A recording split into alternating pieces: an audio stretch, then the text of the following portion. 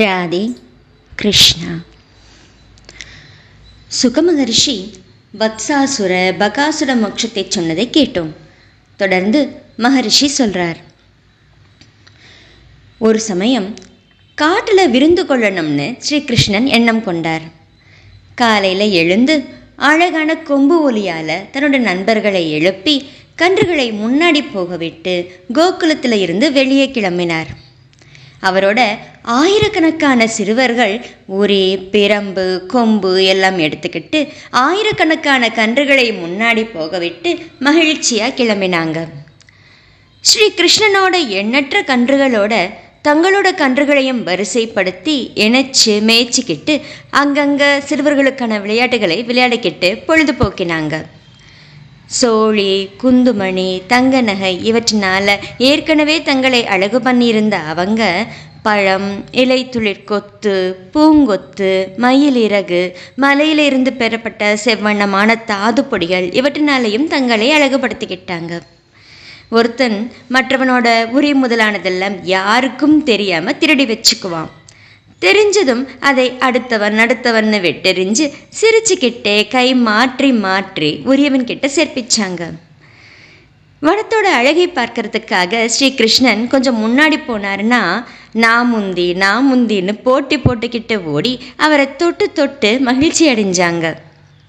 சிலர் குழல் ஊதினாங்க, சிலர் கொம்பு ஊதினாங்க, சிலர் குயில் மாதிரி பாடினாங்க, சிலர் தேன் மண்டை மாதிரி ரீங்காரம் பண்ணினாங்க, சிலர் ஆகாயத்தில் பறக்கிற பறவையோட நிழலை தொடர்ந்து ஓடினாங்க, சிலர் அன்னப்பறவைகளை மாதிரியே நடைப்பழகினாங்க, சிலரோ கொக்கு மாதிரி கண்ணை மூடிக்கிட்டு அசையாமல் அமர்ந்துட்டாங்க, சிலர் மயில்களோட தானும் சேர்ந்து ஆடினாங்க, சிலர் குரங்குகளோட வால்களை பிடிச்சிக்கிட்டு அது மரம் ஏறுறப்போ தாங்களும் மரம் ஏறினாங்க, சிலர் அவைகளோடு சேர்ந்து தாங்களும் கிளைக்கு கிளை தாவினாங்க, அருவியில் நனைஞ்சு தவளைகளோட குதிச்சு நீந்தினாங்க, சிலர் நீரில் தன்னோட நிழலை பார்த்து பரிகாசம் பண்ணினாங்க, சிலர் தன்னோட சப்தத்துக்கு எதிரொலி எழுப்பினதை சபிச்சாங்க.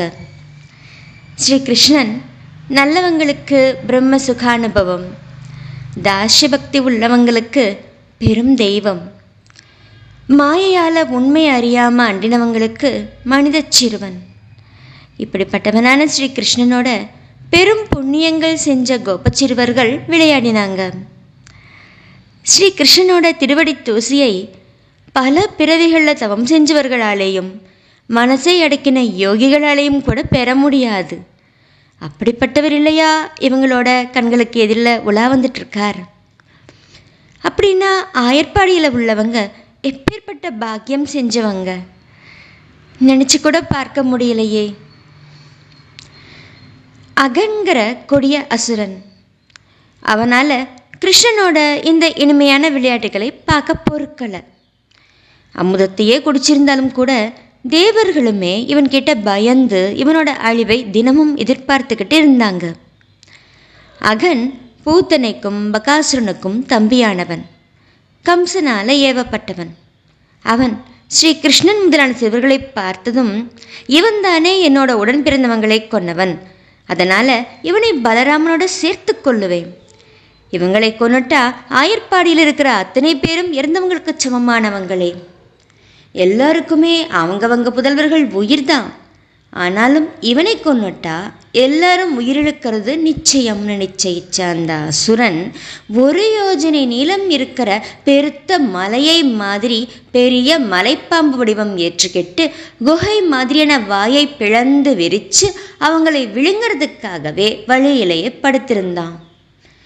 கீழுதடு பூமியை தொட, மேலுதடு மேகத்தை தொட, குகை மாதிரியான வாயோட மலைமுகடு மாதிரியான தெத்திப்பற்களோட உள்வாய் இருட்டடிக்க, பெரும் பாதை மாதிரியான நீண்ட நாக்கோட, வறண்ட மூச்சுக்காற்றோட, காட்டுத்தீ மாதிரி பொசுக்கிற கண்களோட வழிமறிச்சான். இதை பார்த்த எல்லா சிறுவர்களும் ஒருவேளை இது மலைப்பாம்போட பிளந்த வாயாயிருக்குமோ, இல்லை இதுவும் பிருந்தாவனத்தோட அழகான கண்காட்சியோன்னு விளையாட்டாக கற்பனை பண்ணினாங்க.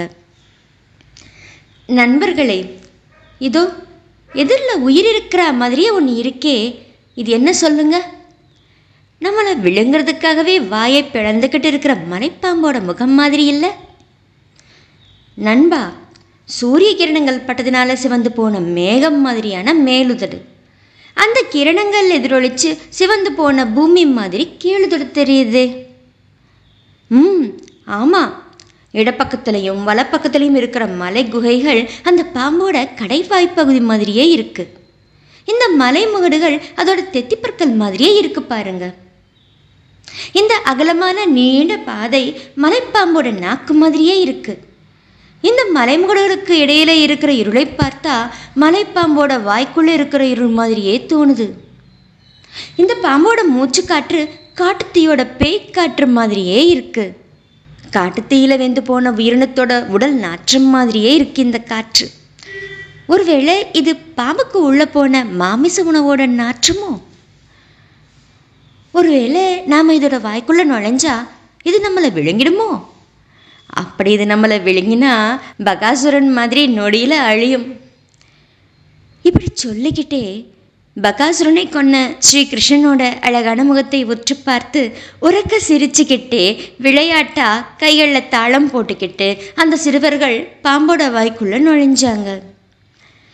உண்மை அறியாத அந்த சிறுவர்களோட பேச்சு கேட்ட ஸ்ரீகிருஷ்ணன், உண்மையான மலைப்பாம்பை மலைப்பாம்பு மாதிரியான தோற்றம்னு சொல்கிறாங்களே, இவன் அரக்கன் இல்லையான நிச்சயிச்சு அத்தனை உயிர்களோட உள்ளத்திலையும் இருக்கிற பகவான் தன்னோட தோழர்களை பாம்போட வாய்க்குள்ள செல்லாமல் தடுக்க மனம் கொண்டார். ஆனால் அதுக்குள்ள சிறுவர்கள் எல்லாரும் கன்றுகளோட அந்த அசுரனோட வாய்க்குள்ள நுழைஞ்சிட்டாங்க. ஆனால் ஸ்ரீ கிருஷ்ணன் நுழையணும்னு எதிர்பார்த்த அரக்கன் அவங்களை விழுங்கலை. எல்லோருக்கும் அபயம் கொடுக்கிற ஸ்ரீகிருஷ்ணன் தன்னை தவிர வேறு எந்த காப்பாளரும் அற்றவரும் தன்னோட கையில் இருந்து நழுவினவங்களும் எவனோட வாய்க்கு உணவாகணும்னே நின்றுக்கிட்டு இருக்கிற இரக்கத்துக்குரிய அந்த சிறுவர்களை பார்த்து கருணை பொங்க விதியோட செயலை நினைச்சு ஆச்சரியப்பட்டார். இந்த தீயவன் உயிரோடு இருக்கக்கூடாது, பேதைகளான இந்த சிறுவர்களுக்கும் துன்பம் ஏற்படக்கூடாதுன்னு நினைச்ச ஸ்ரீகிருஷ்ணன் தானும் அதோட வாய்க்குள்ள நுழைஞ்சார். அப்ப மேகத்தில் ஒழிஞ்சிருந்த தேவர்கள்லாம் பயந்து கதறினாங்க. அகாசுரனோட நண்பர்களான கம்சன் மாதிரியான ராட்சசர்கள் மகிழ்ச்சி அடைஞ்சாங்க. தேவர்களோட கதறலை கேட்ட அழிவற்றவரான பகவான் ஸ்ரீகிருஷ்ணன் தன்னையும் மற்ற சிறுவர்களையும் கன்றுகளையும் அசுரன் பொடி பொடியாக்க நினைக்கிறதை பார்த்து அவனோட தொண்டைக்குள்ளேயே நொடி பொழுதுல வெகு உயரமாக வளர்ந்தார். அதனால் சுவாச குழாய் அடைபட்டு கண்கள் பிதுங்க இங்கேயும் அங்கேயும் புரண்டான். சுவாச குழாய் அடைப்பட்டதுனால அவனோட உடல்ல நிரம்பின மூச்சுக்காற்று மண்டையை பிளந்துக்கிட்டு வெளியேறிச்சு. பிராணன் முழுதும் வெளியேறினதுக்கு அப்புறம் உயிரிழந்த நண்பர்களையும் கன்றுகளையும் தன்னோட அமுத பார்வையால் உயிரூட்டி பிழைக்க வச்சு தானும் அவங்களோட வெளியேறினார். அந்த பருத்த மலைப்பாம்போட உடல்ல இருந்து அற்புதமான பேரொளி ஒன்று கிளம்பிச்சு.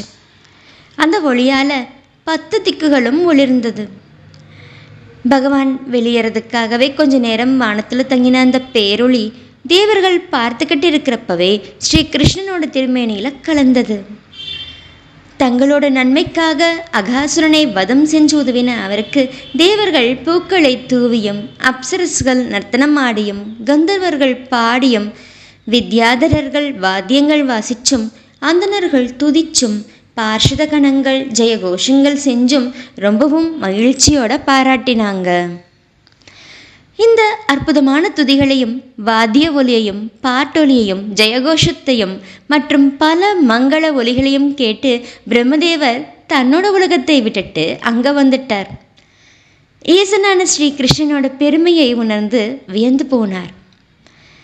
பரீட்சித், இந்த மலைப்பாம்போட தோல் காய்ஞ்சு போய் பிருந்தாவனத்தில் இடைச்சிறுவர்களுக்கு விளையாட்டு குகையா வெகு நாட்களுக்கு இருந்து வந்துச்சு. பகவான் ஸ்ரீ கிருஷ்ணன் தன்னோட 5வது வயசுல அகாசுரனை வதைச்சு அவனுக்கு முக்தி அளிச்சு இடைச்சிறுவர்களை மரணத்தில் இருந்து காத்ததை அன்றைக்கு பார்த்த கோப பாலகர்கள் இன்றைக்கு ஸ்ரீ கிருஷ்ணனோட 6வது வயசுல கோகுலத்தில் இருக்கிறவங்க கிட்ட வியப்பா சொன்னாங்க.